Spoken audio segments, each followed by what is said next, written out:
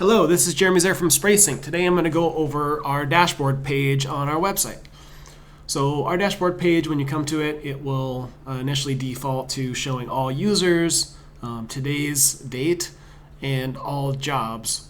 As you can see here, it came up and I don't have anything from today that I've done. So what I can do is if I want to go look, I have stuff from this past week, so I can pick the start date. You notice it kind of goes red here. That means that that date is picked, but we haven't selected it yet. So I have to go hit the filter button. Once I hit the filter button, it'll go and there's kind of this little summary section up here.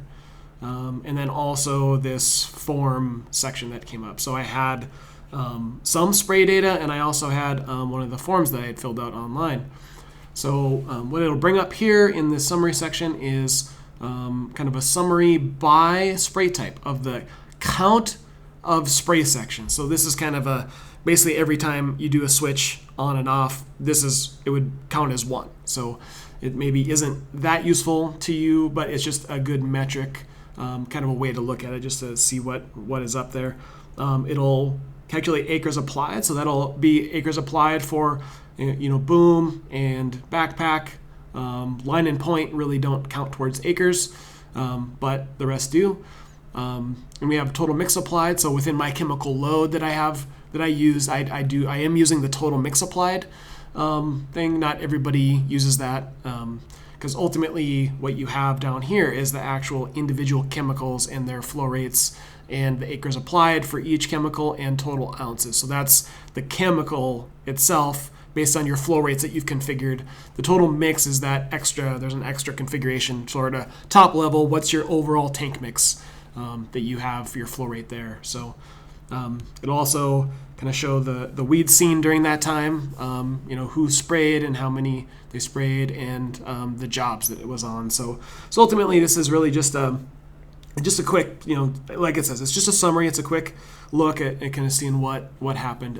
If you have a lot of data and you run this, you'll end up seeing this timeout. It has like a limit of, I think it's around 10,000 records or something. That limit might change over time, but so if you have too many, all you'd have to do is just change the limit and go down. So I also have the ability, if I want to, I can just look at one particular user if I want. So this one is kind of my user myself. So I can hit that, and then again it goes red. Just hit filter, and then it'll reapply with that. Shouldn't change, right? Because I only have one user and one job. I can go into the jobs. I can pick which jobs I want. If I want to look at an old one or something. But that's what I have for now.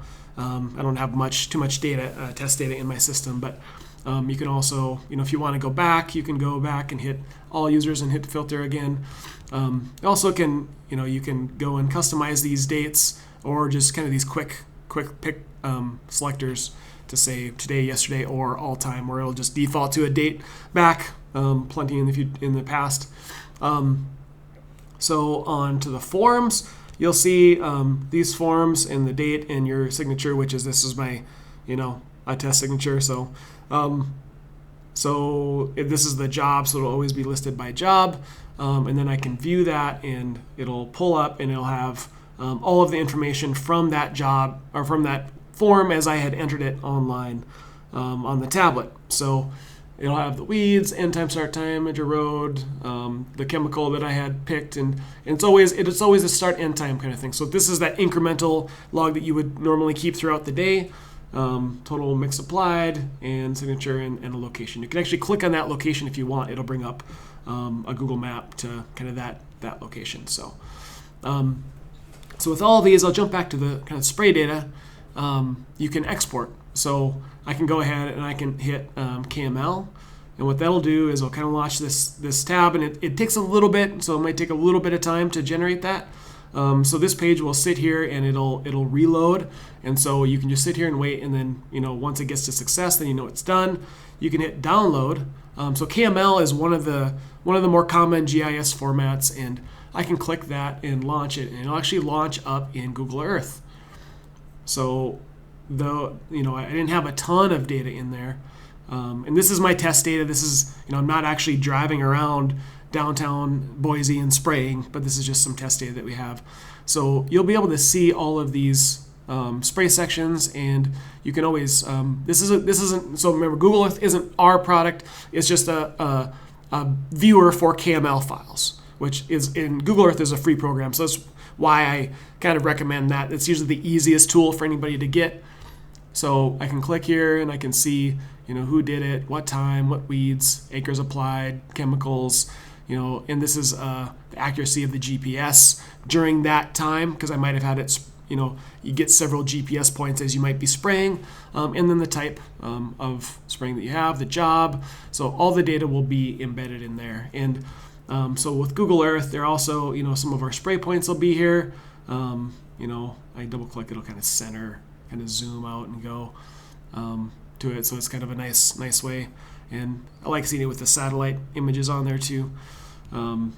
We have some of it that is some of our backpack mode spraying that's tracked there. That's tracked more like a line. So you can, to use Google Earth here, you just kind of go through. It'll be, they'll have dates on the individual sections. So you'll see, some on the 2nd of August, some on the 3rd of August.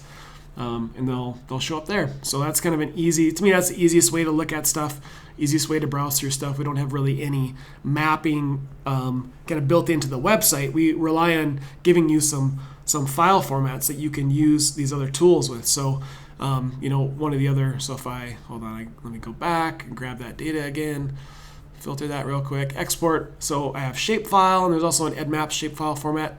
Shapefile is a format that you can get and use in like ArcGIS or QGIS. QGIS is a free desktop app that we use sometimes. Kind of just depends on what you want. Both of them are very common GIS formats. So whoever you might be doing the reporting or sending it off to, they might ask for a particular file.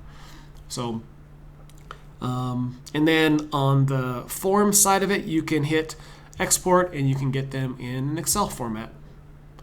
So the same type of thing, you'll be dropped to a page, it'll say in progress, and it'll reload. It should happen pretty quick. The forms are pretty small as far as that goes.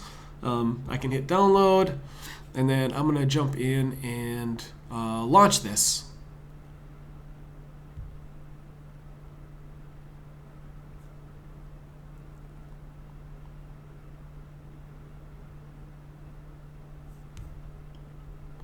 See my messy desktop.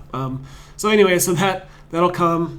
I'll zoom this in a little bit so you can see a little better. So what you'll get all of those fields that were in there, and you'll see everything listed there, including even your signature embedded in there as an image. So yeah, so that's basically the dashboard page.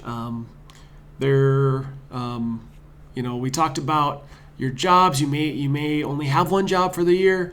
Your users, whether you have one or two, you can kind of choose what you want.